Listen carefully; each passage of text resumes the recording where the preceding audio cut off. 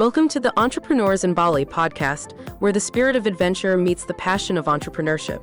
Nestled in the heart of Indonesia's paradise island, Bali, we bring you stories of daring individuals who have woven their dreams into the fabric of this magical place. Each episode dives into the journeys of innovators and creators who have chosen Bali not just as a backdrop, but as a vital participant in their entrepreneurial voyage. From the rice fields to the surf beaches, from digital nomads to local visionaries, join us as we uncover the challenges and triumphs of building a business in Bali. Whether you're seeking inspiration, adventure, or insights into the world of entrepreneurship in one of the most beautiful settings on earth, you've found your community right here. So tune in and let's embark on this journey together. Welcome to Entrepreneurs in Bali. Welcome back. Another ice cream. This is becoming a thing now. Definitely going to make ice cream a thing. I love ice cream and I think everyone does. If you don't like ice cream, please see a doctor. There must be something wrong. But this is gelato. I don't want to call it ice cream. Ice cream is a bit of an insult, I would say. Yeah, the real ice cream is from Italy, right? So we call it gelato. Yes. So this is Freddie. And Freddie, I met here in Bali. Very nice guy to talk to. Very nice to have a conversation with him. So I decided to invite him so that we can brainstorm a bit, and we'll get to that later.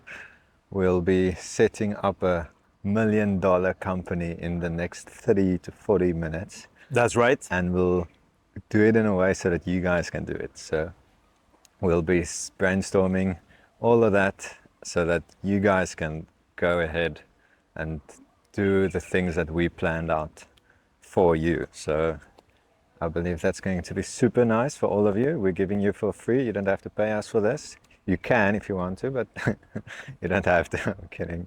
No, we don't want your money. You can just subscribe and like and leave a comment. That would be awesome. And whether you're watching this on YouTube or listening to it on any other podcast platforms, we are on all of them. Welcome, and we actually suggest come and look on YouTube if you're not on YouTube already, because we're literally outside in Bali, and that's the whole idea with ice cream. So I'll let Freddie go ahead, tell us just briefly where he's coming from, what he's doing now, and why he decided to come and do that in Bali. Thank you, Daniel. I'll enjoy my ice cream while you say that. Yeah. First of all, thanks for the ice cream. Yeah, my name is Freddie. I'm 43 years old. I've been in Bali now for 4-5 months in total, except a little stop in the Philippines. As you probably know, you have to do visa runs if you live in Bali from time to time. Mm-hmm.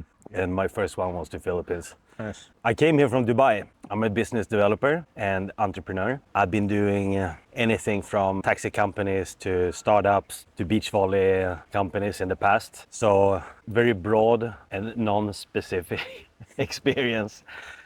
And I came here actually in a visa run from Dubai. I wanted to go to India on a little weekend trip. But my friend here, Oscar, which I had in the podcast in the past, he convinced me to come here, and it was pretty easy since I'm a surfer. Yeah. So I came here, 1 week became 2 weeks, 2 weeks became 1 month. Now we're 4 or 5 months.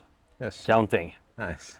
And I don't really see, not a rapid end to it, but I always take it 1 month at a time. So it's a very special feeling to be here in Bali. It's a shocking contrast compared to Dubai, or even to Europe or Sweden, where I'm from. I was 1 year in Dubai working with startups, which was fun, super exciting. But when I came back to Sweden over the summer last year, I felt something that this is more a place I wanted to be. I still came back to Dubai. I did the visa run to Bali, and I got the same feeling. I got the feeling that this is a good place also. And the biggest contrast that I really liked was that since I'm from Europe, it's very important with culture, and it's so easy to cross a border, and you learn very, very fast that it's cultural differences, and they have a big part of everything you do. If you conclude in business, you're hanging out with friends, celebrations with family, it's important thing of life. Coming here from Dubai, it was a soft landing again, from coming from a place where just money and business is in the center. So I came here to talk business, right? But the other things are important too. Yeah, you need the other things it's called too. Entrepreneurs in Bali. So Yeah. Bali is just as important as entrepreneur side. So Yeah. I think there was an episode where we didn't rave about Bali, and it's not on purpose. It's just we all love Bali.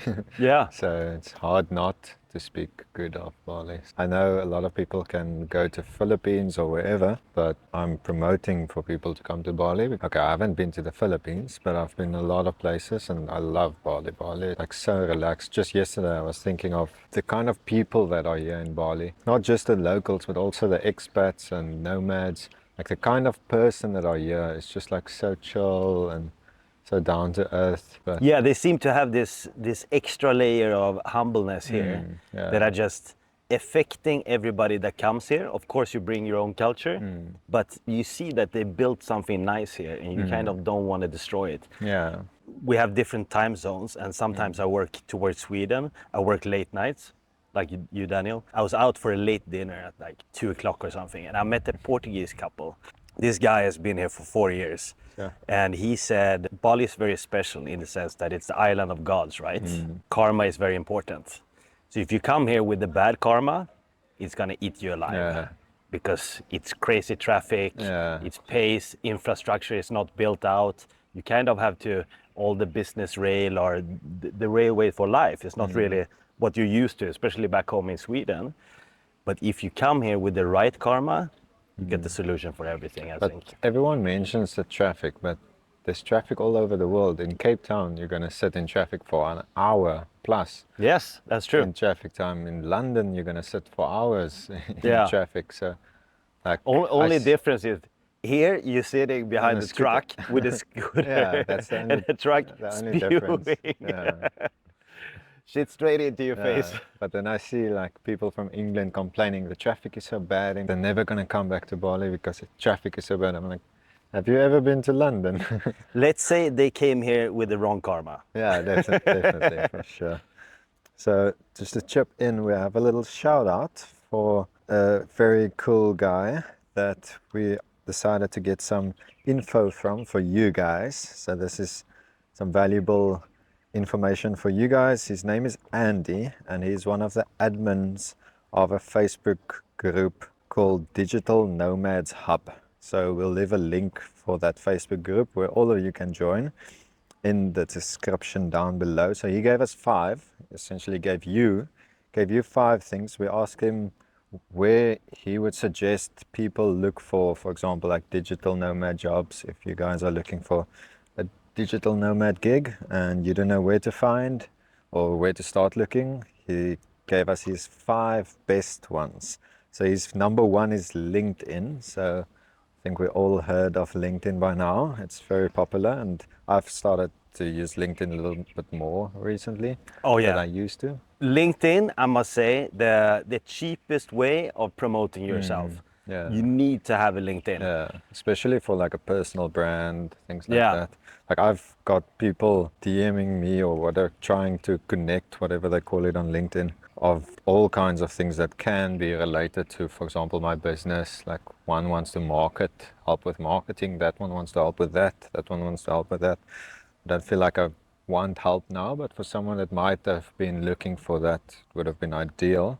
So that's LinkedIn. So start looking there if you want to get a job.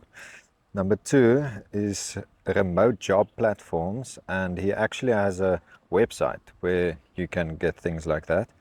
So there's more remote job platforms. I'm sure you can just Google and you'll find tons, but we'll also leave a link in the description for his personal website where you can get remote jobs. And then number 3 is personal branding, like we just mentioned.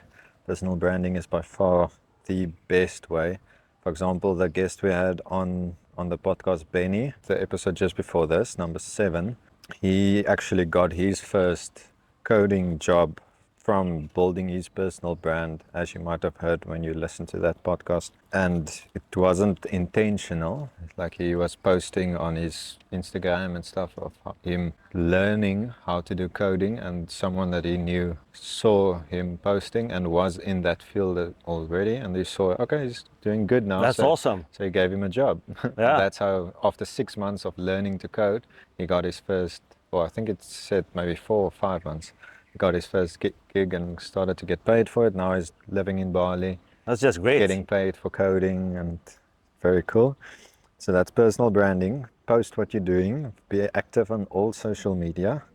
And then number 4 is networking, and that's more or less the same, because obviously he was talking on his social media, but Andy, when he said networking, he was talking more in the sense of like physical, me and you now, or if I go to BeWork now, when I speak to the people there, that's networking. There's also very good opportunities there. I believe that's actually your easiest way to get job opportunities, to get people to help you with certain things. And his number 5 is freelance instead of being an employee. That's what I vouch for as well. Freelance or starting your own business. But if you're freelance, you're technically starting your own business. And I would actually suggest not just freelancing, but as soon as you get that ball rolling, try to hire people so that you turn that freelancing gig into a business. And Yeah. you'll be able to double, triple, quadruple your income in a fraction of months if you turn that freelancing job into a business. Anything you want to add on that before we start with creating $1 million company? I think it sounds good. It's a good introduction to doing business in Bali, I think. Yeah, so one guy in the episode, he started a recruitment company for Netherlands people to like give them remote jobs, and he actually mentioned that the one guy had a wife in the Philippines, and obviously he couldn't see her because he had his full-time job in Netherlands or wherever, but then he hooked him up with a remote job, so now he's able to live with his wife in the Philippines while still earning an income, still having a very good lifestyle, even though the salary is a bit less there compared to in Netherlands, but his lifestyle is still the same, and he gets to be with his wife. That's awesome. Yeah, so there's always ways how people can get a job anywhere in the world. Even if you have a full-time job for your whole life in one direction, you can always move out, start something new, live in Bali or wherever you want to be. So are you ready to start $1 million company? 100%, 100%. So this is starting $1 million company in 30 minutes.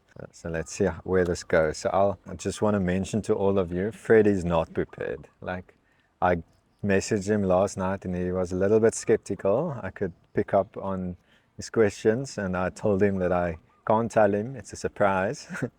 So I wanted to keep this as organic as possible, for the sense that you guys can see that it's the entrepreneurial mindset. It's not the fact that there's not opportunities. The one time I heard girls say that the new age and the new day, there's next to no opportunities left in the world. I was shocked. I'm like, what? Like, my list is so long of things I can do, and I have to focus on the little few things that I actually have time for. So it's clearly just the mindset. So that's what I want to show you guys. Like, neither one of us are prepared, even though I knew what it was. I knew what we were going to talk about.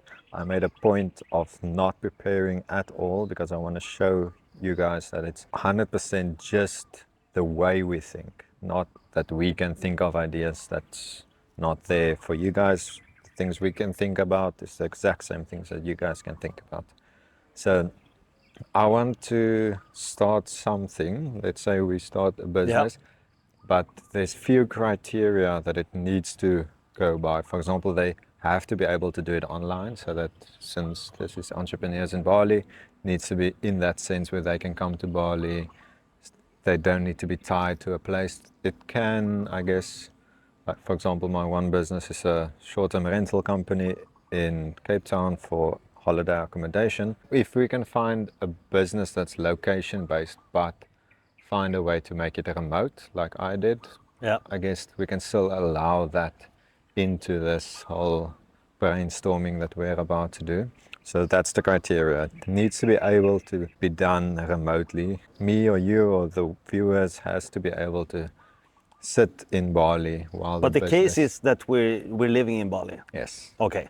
Why does it have to be remotely, where you have a market which is 280 million we're in right now? The reason why is because I want them to be able to, for example, let's say they are sitting in New York in a cubicle office doing some paperwork for a business. I want them to be able to start a business while they are in that position. Got it, So got it. I don't want you to quit your job and move to Bali and then starting something. Don't do that. Start a business while you are fully employed, and then only once the finances allow you to quit your job, as soon as that income surpasses your monthly salary, or even possibly double your monthly salary if you want to be safe, which it is definitely possible, then quit your full-time job, and then you can say goodbye and move on, like I did, which I'm very happy about. It took me a while, but eventually got there. Let's say the business can start in Bali, but they have to be able to start that from being wherever in the world they are. All right, I got it. That makes sense. Like things that I look at in starting a business is it needs to be easily scalable. That's something that I learned the hard way. Like I was looking at businesses, starting a few businesses. I lost count by far of the amount of businesses I've started. Like the other day, I went through, can't remember if it's old emails or like archived files and stuff. And I saw like logos and things that I made of businesses like, don't know how many years ago. I'm like, wow, I forgot I even started that business. Yeah. Things like that. And something that I learned early on was sometimes it's easy to start a business, but if that business is not easily scalable, it's going to be very hard to take it from a mediocre business to a fully $1 million company. Yeah. We are going for a $1 million company, Yeah. and it definitely is possible to make a business be a $1 million company within the first year. Can you think of any ideas?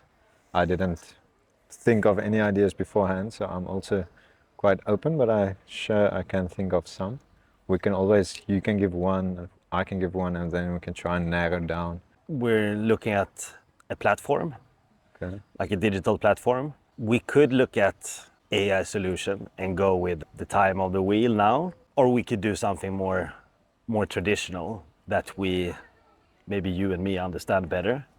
But I think let's go for something a bit more traditional. Yeah. A lot of the viewers might be a little bit like an older age as well, and something a bit more traditional, and that's what I also like, is catering to both.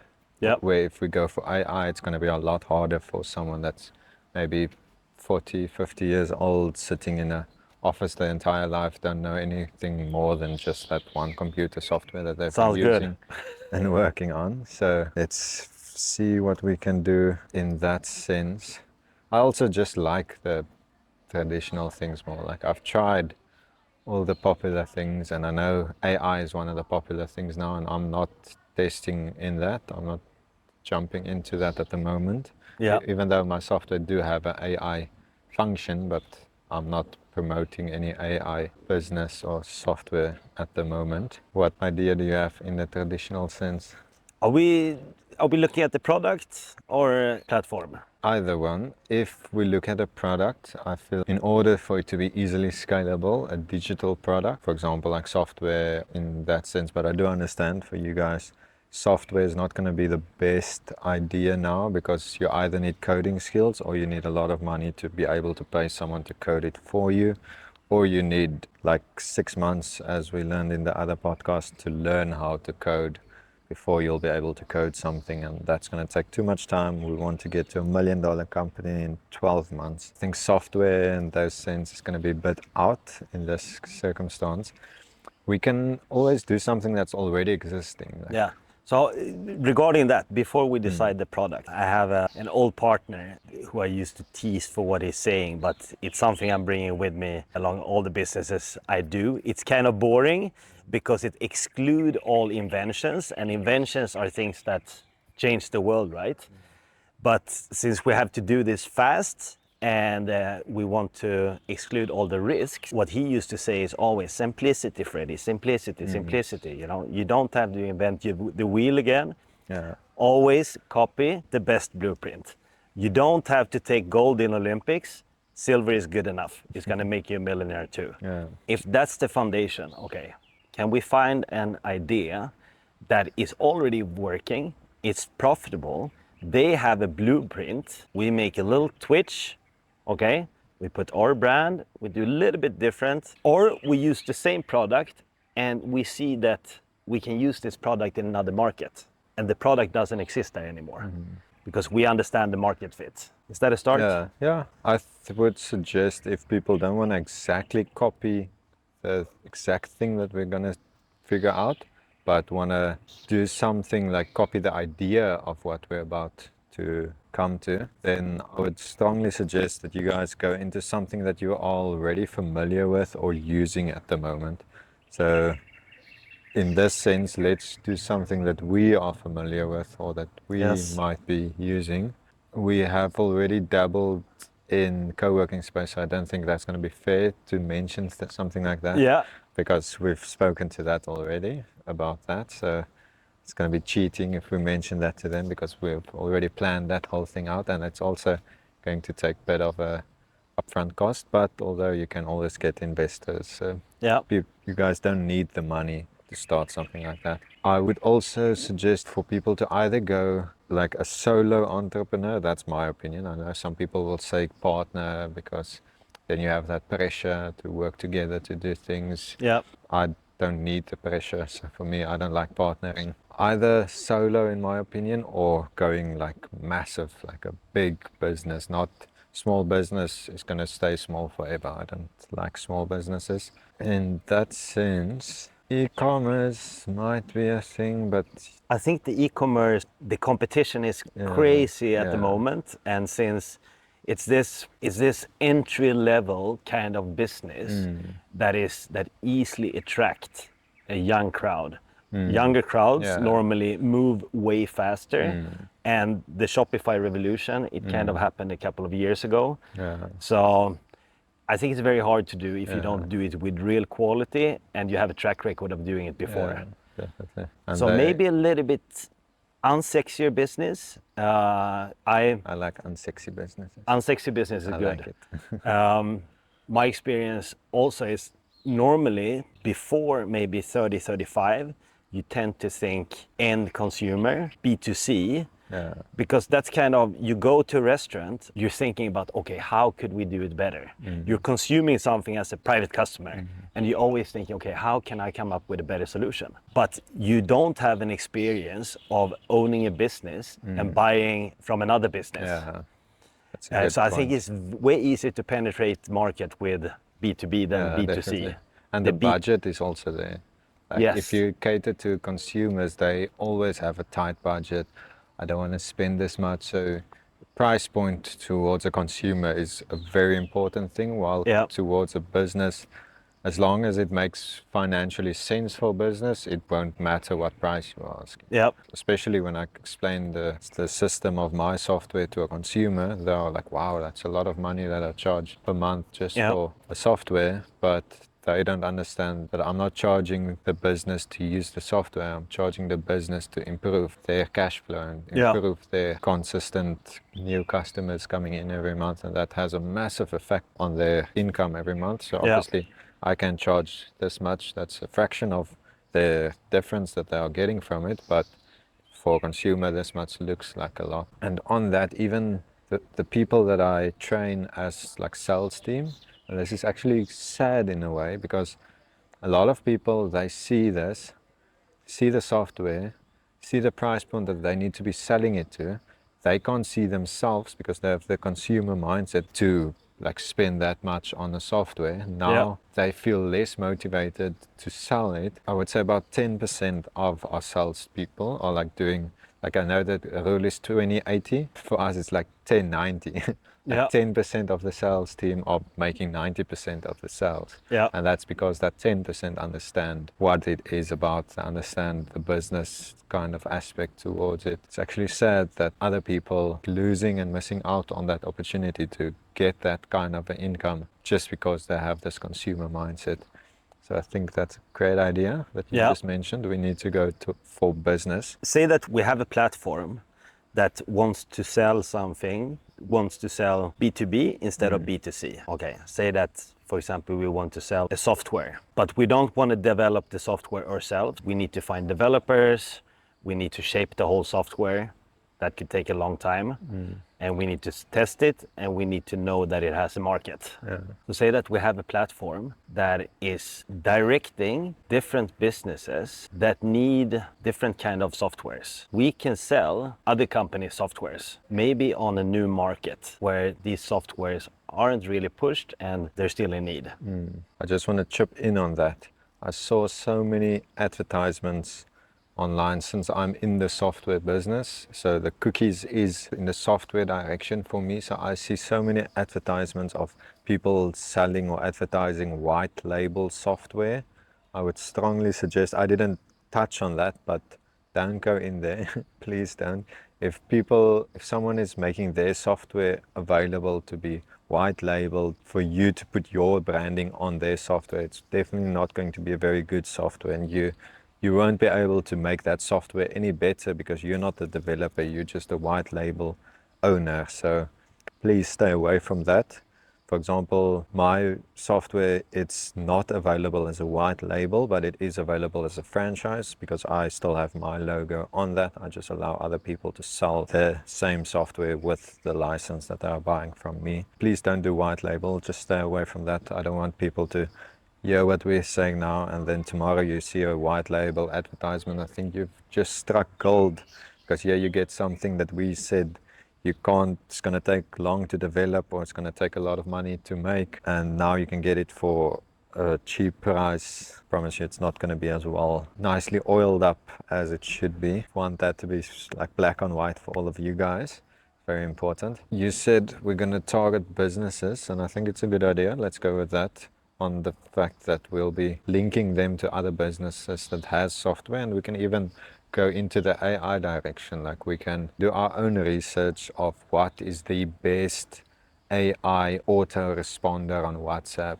Yeah. Because there is so many, and I even seen BeWork people coding, making their own AI chatbot and all of that. So I know there's going to be millions, and a business looking to implement AI and other software in their business is not going to have the time to go look into 50 different chatbots, 50 different this automated AI thing, 50 different this. We as a business can look into all of them, find the best out of that one, find the best out of this one, find the best out of this one, package this, connect with that business, tell them like, hey, this is what we're doing. We're going to start a business that will link up other businesses to you. So technically, in a way, we are selling their product as well. Yeah. So we're just a middleman. In Bali, I don't know any number, but just looking around, I would say that maybe more than 50% of the business people here are into content creation. Yeah, a lot. And the average age is probably around 23 to 25 years old. For me, it says something about the future. Maybe these people are not going to work in content creation their whole life, but they're definitely going to change the world with their content creation. And I think it also shows a little bit where marketing is going, and where bigger and bigger companies are going to put their marketing budget. When you're doing content creation, you have several different platforms, and there are always coming new platforms. So you need to have knowledge about how these platforms work. You also need to have knowledge about how to tie these platforms together for your business. And while you're doing the content creation, most of the time, it's going to take maybe 90 to 100% of your time. And when you're starting to grow and everything is becoming lucrative, you need to give this work away to someone, right? Right now, we're talking about private persons. But I've heard that in the future, content creation is going to be the main marketing source for all companies. Yeah, should be already. Actually. So when we're thinking, okay, a 23-year-old content creation could be a good source of business because some of them are earning a lot. But when companies are getting into content creation and they still outsource the scope of connecting different platforms, organizing finances, I think that's a big business. Actually, while you were saying that, I got the idea. I'm sure there is something like this as well already. Our software can have sections, and I don't want to overcomplicate it, this especially in the beginning. When you start off a business, stay as basic as possible and just do one thing and just launch that. let it start to generate money, and only after that then you start to complicate this. This is maybe something to put in the long-term plan for the business, is when you said about like marketing and content creation, we can add a section where there's, let's say I'm a holiday rental business, I go on now, I can see 4 buttons. The one button is, okay, I can go to AI automations, and now it gives me all the options there. But then one of the buttons can be marketing, and when I click on that, it's all the different directions, like it almost like a family tree where I get to see like all the different options, and then one of them can be content creation, marketing. Now this can then link me, instead of business to business, now it's business to, I don't want to call it consumer, because the content creator, I guess he's also a business. They're business people, Yeah, so yeah. it's business to I guess business. that's a business, especially if it's professional with the whole team behind it. I'm just one guy with this podcast, so I guess I'm not a big team, even though I'm just one guy. This is still a business at the end of the day. So that's still business to business then. And then me as the holiday rental company, I can then choose, or even buy a package. We can add it like $1,000 a month package, $10,000 a month package for the business. Let's say they want to go with $10,000 is their marketing budget, and they want to spend that on this. We take like, let's say 10% of that, and then 9,000 goes toward the content creators that we think will be best for them, like best suited in that direction. Yeah. If the podcast is on holidays in Cape Town, obviously, or Cape Town in general, that's perfect for that holiday rental company. So then this podcast can mention them, or this podcast can be sponsored by this business, which we then linked up in between. Yeah. So there's another point that we can add in, or maybe you guys like that idea and want to start off with that, and then later on add the AI thing, or add some other business linking. I also want to mention, you guys are probably thinking like, okay, now how do they start this? And that's what we also need to touch on, because we can give them the idea, but if they don't know how to start it, how to go about, where do they start to look, where do they get information, we need to touch on that as well. If you had to start this, where would you go for like getting some knowledge, doing like your research, market research? Where would you jump in first? That's a good question. Just because we choose to live here, where we want to live here, doesn't mean that we want to set up the business here. Maybe it's not the best place, and the world is our playground nowadays. That's what we're aiming for. I wouldn't look in even to regulation before shaping your business, because a lot of times, and especially when I was younger, when I started a business in Sweden, for example, I would go into how do you start a company, shares, all these things, regulations, paper, 2 directions. Just this takes 2 months, and it kind of, you're in a stage where you're very creative, you have a lot of drive. Later in the company, after the first like golden year or the first 2 years, that's when it's getting hard. So you don't want to waste the first month or half a year, or just the regulation. Go with the idea first, launch your business, then you start looking at, say that you see your business model and your business. Then you look for the best place to set up the business. Okay, maybe it doesn't work in Bali, maybe it doesn't work in the US where you're coming from. Maybe it doesn't work in Sweden, but always rely on that you're gonna find a place. I also feel like the legal side to starting a business, you can always do along the way. Once the business is on, and I'm a victim too. When I first started, I wanted to do everything by the book and all of that, but after like the second or third business, I realized like I'm flying through businesses. So rather start a business or start 10 businesses, and then as soon as you have one that's actually supporting your way of life, like your living, then take the legal route to try and figure out what you now need to do to make this whole business that you've been running, to make it legal. And to be honest with you, the government, they won't come at you and say like, hey, your first 2 months of starting a business, you didn't pay taxes, obviously. Exactly. Things like Don't excuse yourself. There are people that want you to come and live there, to spend your money there. There are other countries that want you to set up your bank account there. There are other countries that want you to set up your business there.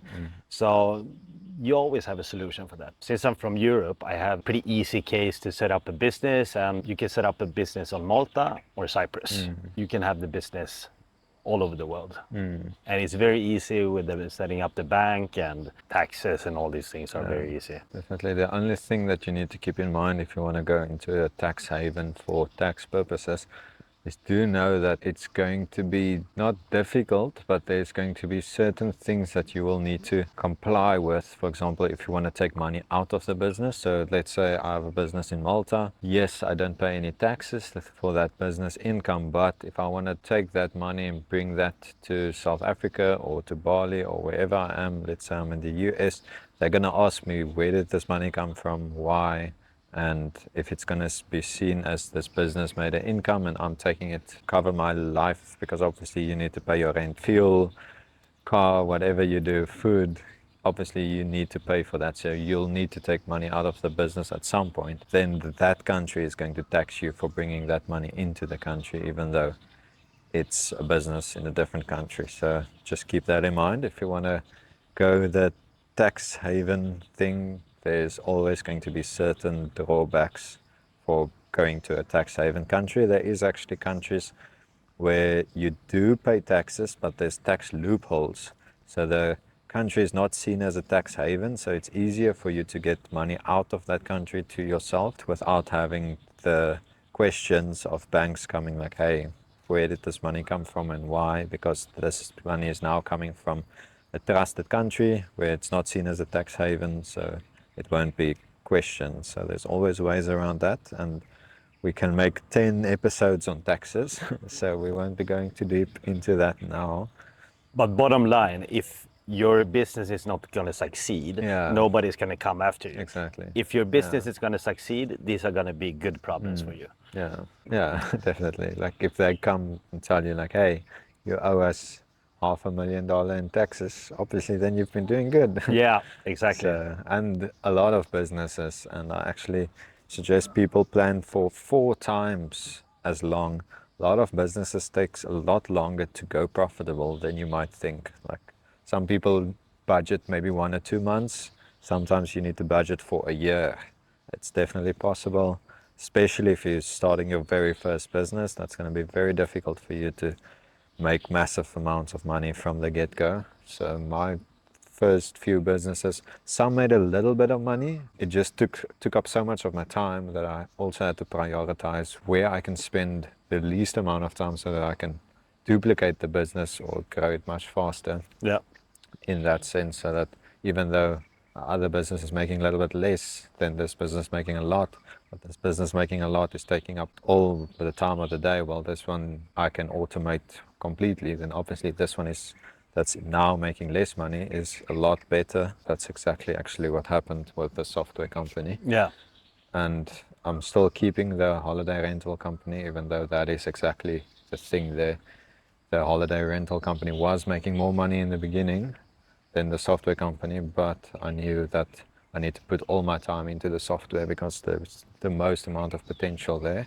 Yeah. But now that things are balancing out, I'm balancing my time as well, because obviously I have people relying on me in that holiday rental company, and I'm not just gonna tell them all to go, and obviously it is making money, so no point to do that either. To do research, obviously, as we said, it's going to be international, so the software company can go for all businesses. The software, to make that software won't be too difficult. This is basically just like a hosting platform to host the ideas, show them their options, and you don't even need to automate it in the beginning. You can do it everything manually until the work becomes so much that you can't handle it. Then you can ask a professional IT guy or coder or whoever to show you how to automate it. You can even go on YouTube and they can show you videos how to automate that, so that when this business click on this option, they want to use social media marketing in their business. By clicking that button, it will automatically link them, send a notification to this person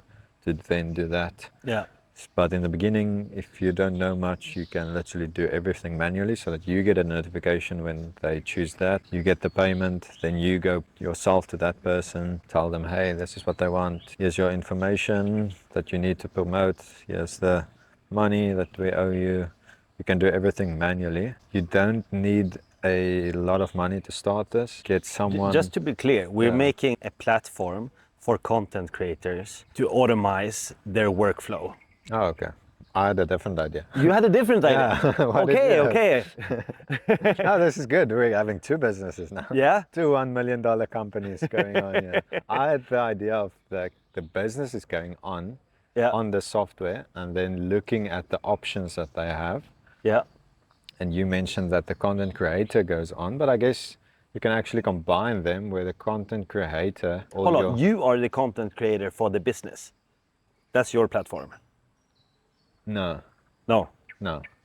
My platform idea is we are just a software company Yeah. that's just showcasing all the options that businesses can go to. For example, to get AI bots, Yeah. like all the best options is there in one platform because Okay. there is millions now. Just to find one thing out of the list is going to take you a lot of time to do all your research to find the best one, but that's what we're going to do. We're going to make it easy to find the best one in one click. And then we have the section where it's for the content creators, where they can do creator marketing, buy, for example, a package where they just give us the money, like say this is their budget, and then we will distribute that under the best ones for their market.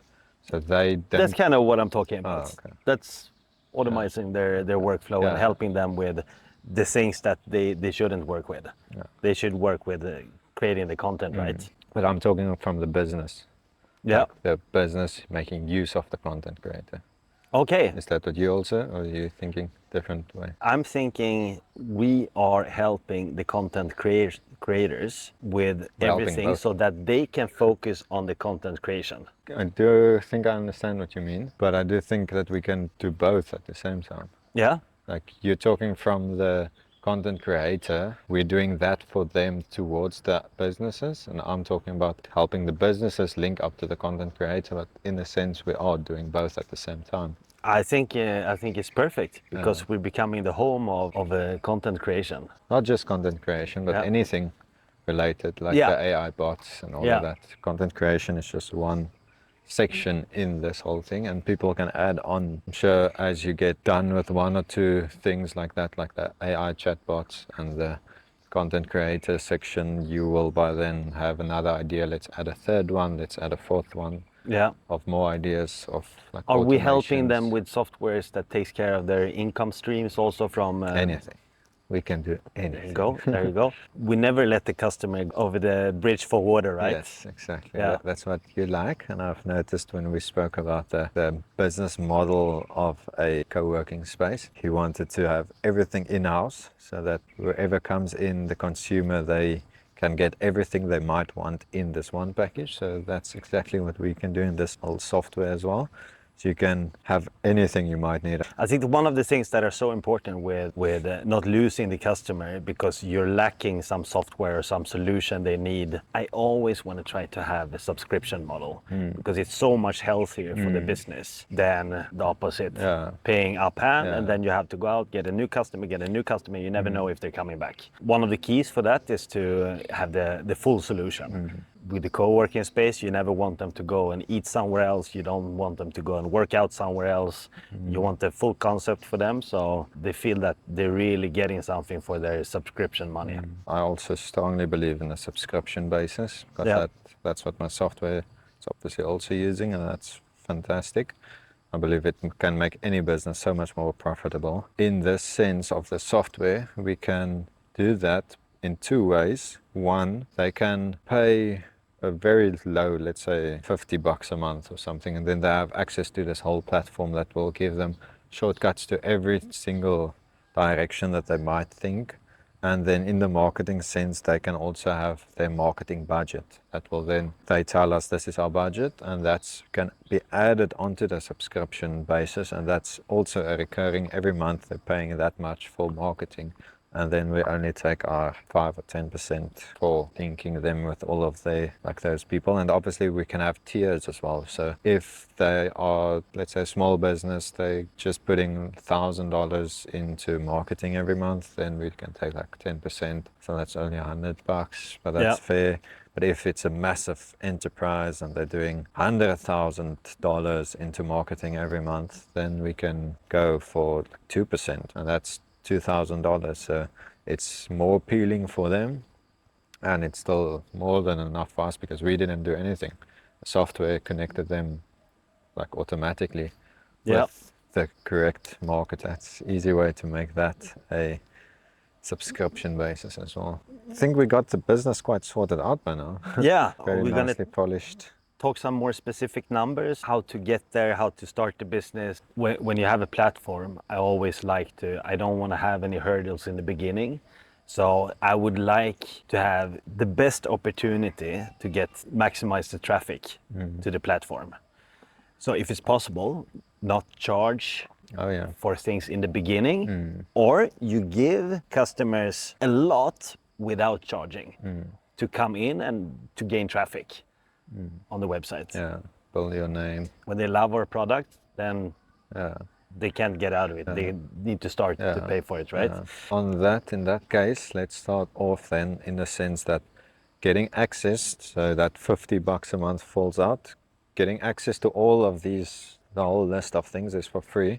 So it's like a no-brainer for any business to come in and use this.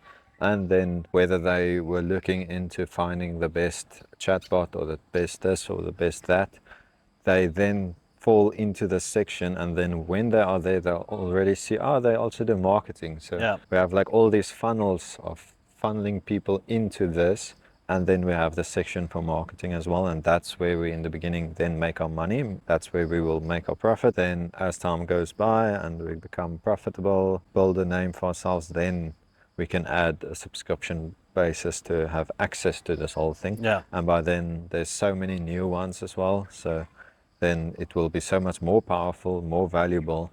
So it will actually be worth a lot more for people to be willing to then spend money on being part of that subscription. Also gives you the chance to launch the platform way faster, because customers are gonna understand that it's free. Okay, they're not paying for it, but it's in beta mode. Okay, instead of waiting, because a lot of times you never reach the perfection you want. So 1 or 2 months free without the subscription cost starting to tick, or do we agree on? I'll make everything for free for infinity in the beginning until we have that thing like fully sorted and polished out. Then I'll break the news to all the customers like, hey, in order for us to continue delivering such an amazing service to you guys, we are improving our customer service, we are improving our IT, we're moving to better platforms, we're improving the speed of the website so that it can faster give you all the things you need. But in order to do that, we will need to add the subscription basis. But don't worry, it's a bit cheap. It's only $20 to start off with. From there on, you can take it wherever you want to. 2 or 3 months later, you can say, so we added cloud storage, you can add this and this. You can save your ads on our software, and these ads will then be shared with the marketing, whoever's in your team, and then they can use your ads to market on their platforms, on their podcast or YouTube channel or wherever. And in order to host the cloud storage, we're bumping the subscription up to $50 a month now. So there's a way. And I've learned it's very good to not just tell customers like, hey, our price is going up. Always give the reason, explain why your price is going up, because then they'll easily be, okay, sure, here's extra, instead of like, they're bumping up the price again, I'm going to pull out. So it's very important whenever you bump up price for anything, have a reason behind that. Let's say you have a massive increase in price. You can say, okay, our price is going up 100% now. So we're going from $25 to $50, but don't worry, for the first 3 months, we're giving you 50% discount for all the people that's already a member. So you guys all will still pay the same for the next 3 months, because you've been such loyal Yeah. members up Yeah, until exactly. now. I think it's very important that the traffic of the early adopters we're getting in the beginner, they're part of the company, of growing the company. So not just can they take part of or use the beta model, we're going to use them for different commission models. So I think we're building a commission model too, also. Yeah. One of the easiest ways to scale a business. Instead of putting your own money into marketing, you're using your customers or consumers. Yeah, for sure. So there you guys go. You all got $1 million company from the past 30 to 40 minutes from us, and you don't need to pay us a cent. Just let us know. Just send us a message when you become a millionaire from this idea. Just send us, whether it's Instagram or wherever, tell us like, thanks, look what you guys made, and we are super happy that we'll be able to get you there. Then you can come and visit us in Bali and come and say hi and show us how your platform is working out and how that's growing. So thank you everyone for watching. Thanks for staying. Can I give a shout out? Of course. Yeah, so shout out to family, previous girlfriends and current girlfriend for understanding the life of an entrepreneur and not having always a salary on the balance sheet every month. Yeah. It's tough for yourself, it's tough to explain, but when you reach the end goal, it's an amazing lifestyle, Definitely. I think. A lot of the entrepreneurs, like a lot of them were either homeless at some point, or they were even living on families' couches or like lending money from family. Everyone was there. Actually believe it's part of the whole cycle of getting there. You actually need to go through the good times and the tough times in order to know and to learn before you will get there. So that's exactly why I suggest don't quit your job before you don't get to a point where you see your business is already going. The last thing I want is someone to come to me and say, hey Daniel, you said I should quit my job and start a freelancing business, so I did, and now I'm on the street, I lost my house. I don't want that. Please don't. It's always this risk me. thinking, right? It's like, oh, what's going on with the money? But you need to love the journey. Yeah, the journey is your goal. Yeah. The journey should be the reason why you're doing it, not the goal that you're working towards. Otherwise, you're going to struggle to build on that journey if you aren't motivated enough to go through it. Like, I love working, especially since it's my own things that I'm working on. So it's torture for me not to go and sit at WeWork and not get some work done. So. And have you ever seen someone stop after they reach the goal? No. Except Jeff Bezos. I think he retired. He stopped? Yeah. I don't know. I don't believe Maybe still, but I know someone else took over. There's someone else as the CEO of Amazon now.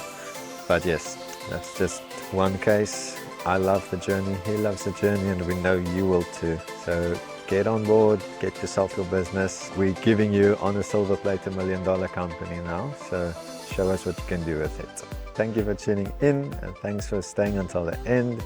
You guys are always my favorites, and I will leave all of these links in the comments below, in the description, including my own. So connect with us on different platforms. We'll be very happy to see you there. And don't forget to leave a comment. Last thing. Check out Lazy Genius. If you're a startup and you need all kind of help of getting your business going, it's all for free, like our business model we created here. So check it out, lazygenius.vc. Perfect. I'll leave a link of that down below as well to make it easy for you guys. So thanks for tuning in. Thank you for joining me. Thank you, Daniel. It was been fun. a pleasure. Yes.